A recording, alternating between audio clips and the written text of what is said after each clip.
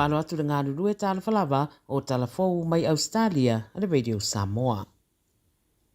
O lo iei nei le pale mia o Ausetalia Anthony Albanese i Amerika mo le wha mautuina o le marienga ma le whainga wha vai o tūranga tau le puipuinga le tunu ui lalo le AUKUS Agreement le au fiei ma wha maulu New Kiria mo le wano whita ua ina.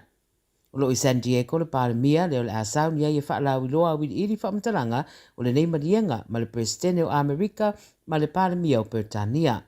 Stasi nei o mata upo lo tuturi roa le tele le tutau le puipuinga mo Ausetalia la vaia a wali patia fo i le APC o le marienga o le ama wai le tusa ma le lua sepulu afe o awa no whainga aduenga ma le o atu le lua se rau piriona e wha anu wai.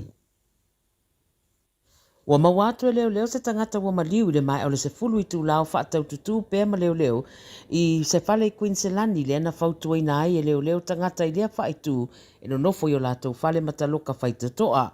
O le afol fitu tau na leilana wha alaulua i e leo na maua atuai le tamae 5 sepulu tau sanga mo mariu te tonu se fale i Kerwin e lata i Townsville. E mai sa loka e lea tangata i alava i te tonu le fale mai lava le tau le valu le pōna pō ina wanga i atu i ai leo.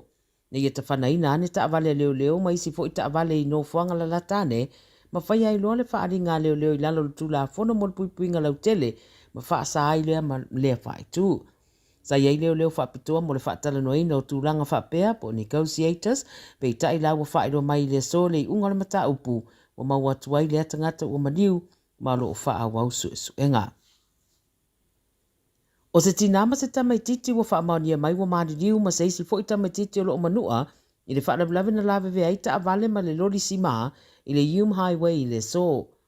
Mai mai ripoti o le whaarablawe na tupu i le te o le se furutasi i Menangle Road whaamatala e leo na o lātou taunu watu i le no fuanga na tupu ai le whaarablawe mai lo ai ta avale rua wa lawe vea i le anga i atu i le tu i mātua le ala tele.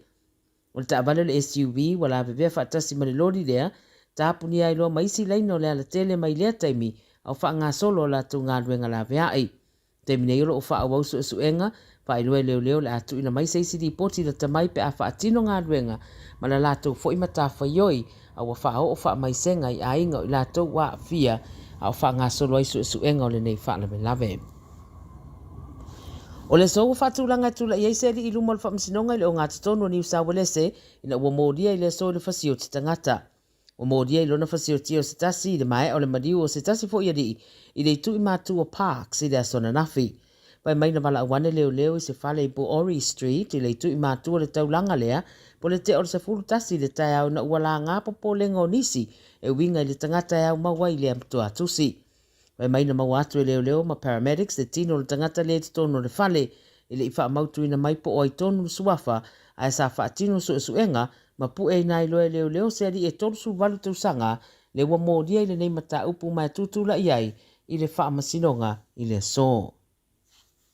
Ma le taramuri muli e to o lua se Ausetalia la iti mai le tu i saute o Ausetalia o lo tau sa i nei e leo taru mai lava le asto na i taruai. Wai mai o teinei te to o lua Daniela ma Indiana e fitu ma le 5 tau sanga le mātutua na muli wa ai e lo lato fale Kidman Park i Adelaide le tai au le asto na i taruai. O lo o la ofuina ofu Minnie Mouse, ma o lo o popole leo la saunga le mu. Ta weli pote le 9 News e talitunuina, o lo iai whaatasi maro la tina. Pei tai umna o mia leo se fisosoani le tunu ile mata upule nei, ma wha manatu ia wha mua lava le saunga le mua nai whanau, a mai se nai whanau teine i la iti ia to lua, o lo o wha ngā soro ne iai suenga. O tala na le Radio Samoa, mo le nei fo ia wauli, pei loi fo ia tai au mo seisi wha poponga, manuia ngā ruenga matiu te o whenga iai, wha soi fo ia.